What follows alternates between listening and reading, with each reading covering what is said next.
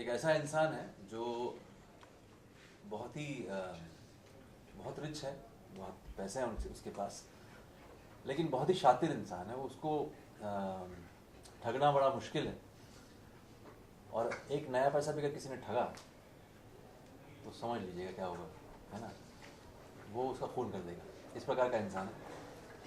और मुझे बड़ा मज़ा आया एक किरदार पेश करने में, चूँकि हमने उसको लास्ट तक शातिर ही रखा, और ऐसा नहीं कि पहले सीन के बाद शातिर दिखाने के बाद दूसरे सीन में उल्लू का भट्ठा बन गया, ऐसा नहीं है। तो वो काफ़ी कुछ हमने उसको बरकरार रखा है। और ये पहली बार मैं इमरान हाशमी फिल्म कर रहा हूँ। तो मुझे ताजुब इस बात का हुआ कि सेंसिबिलिटीज़ बड़े सही हैं, कहीं भी ऐसी मतलब फ्रिवलेस बातें नहीं हैं, बहुत ओछी चीज़ें नहीं हैं, और एक कहानी के साथ जुड़कर इन्होंने फिल्म बनाई। शातिर की बात की तो पहले मूवी का नाम शातिर था, फिर ये राजा नटवरलाल हो गया। जैसे आपने कहा कि लास्ट तक शातिर रहता है, तो ये कनेक्शन हमेशा जुड़कर रहा है कि सिर्फ टाइटल चेंज हो गया? अब शेक्सपियर ने कहा ही है ना कि व्हाट्स इन अ नेम, चलता है, जो फेमस होता है वो नाम, है ना। तो मेरे ख्याल से नाम के प्रति आपको उतना संजीदा नहीं होना चाहिए। राजा नटवरलाल और भी इम्प्रेसिव नाम है मेरे ख्याल से, है ना। शातिर क्वालिटी होती है, नटवरलाल जो है वो एक थोड़ा हाँ नटखट सा अलग फीलिंग है। How do you define an award Natwarlal in your words? Natwarlal obviously हमारे बचपन से जुड़ा हुआ है, मेरे पास आओ मेरे दोस्तों, है ना। तो वो हमारा संबंध है नटवरलाल से, तो बड़े दिल के करीब है वो किरदार। अब ये मौका मिल रहा है कि ऐसी कोई फिल्म हम कर रहे हैं जहाँ पे बचपन में हमने कुछ देखा था, और अब उसके एक अलग रूप हमको देखने को मिल रहा है, तो इसमें मज़ा आ रहा है।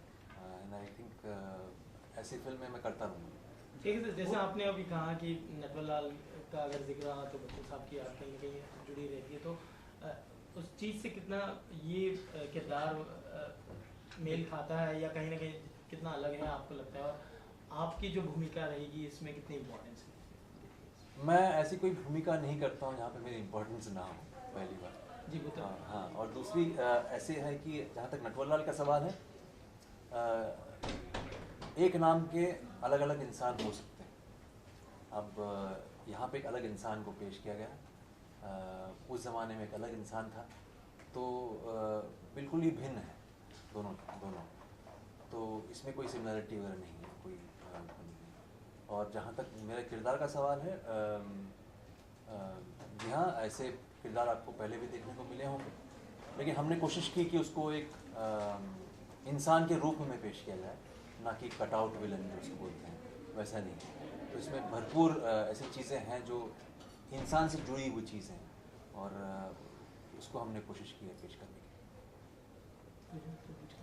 आपको स्क्रिप्ट में ऐसा क्या अलग लगा जो आपने मिस किया?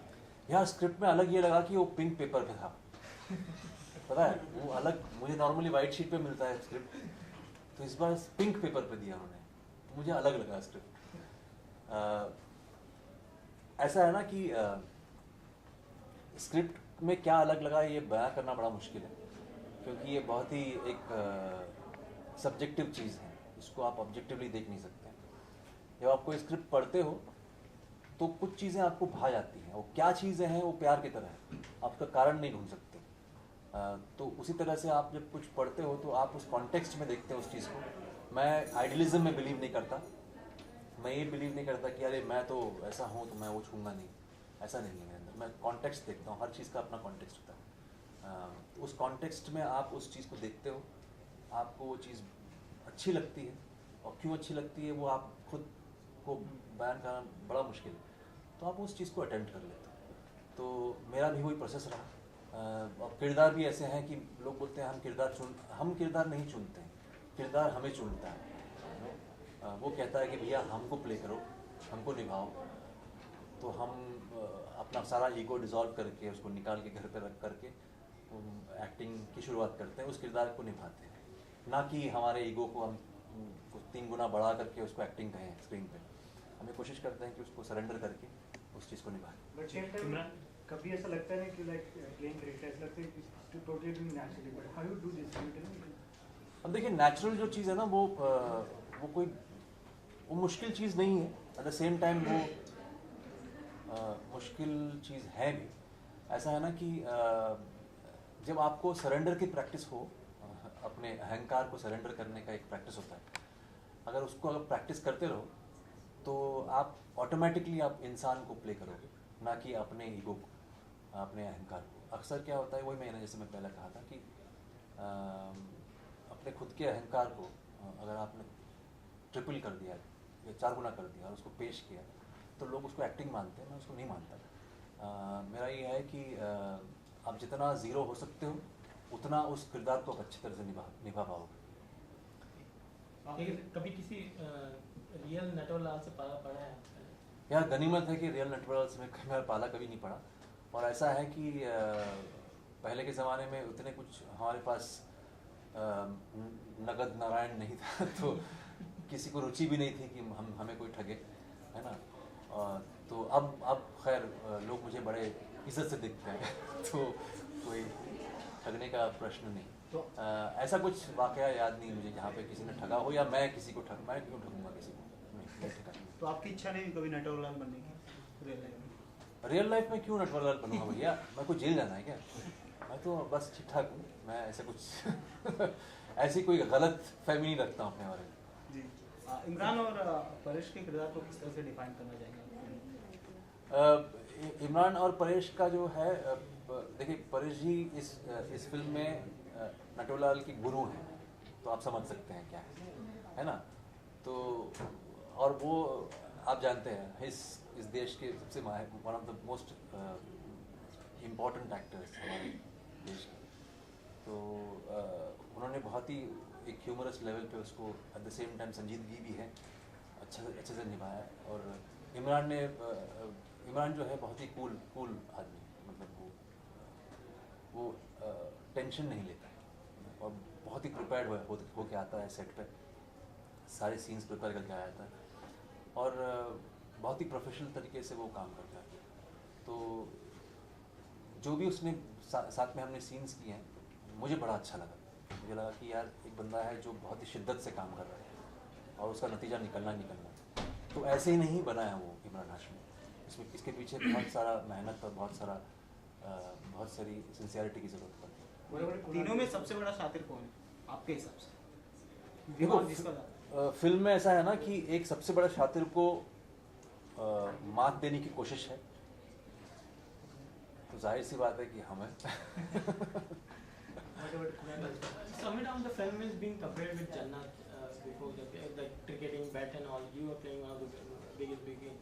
So do you feel the plot is the same or नहीं प्लॉट वो कोई किसी और फिल्म से सेम। देखिए प्लॉट आपको कितने प्लॉट्स तो नॉर्मली सेम होते ही हैं, आपको कहने का नज़रिया अलग होता है ना।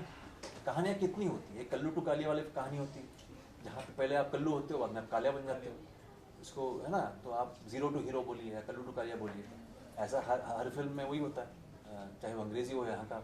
कुछ होता है कि प्यार वाली फिल्में होती है, तो ऐसे कुछ चंद 10-15 कॉन्सेप्ट्स हैं, उसी पे फिल्में बनती हैं।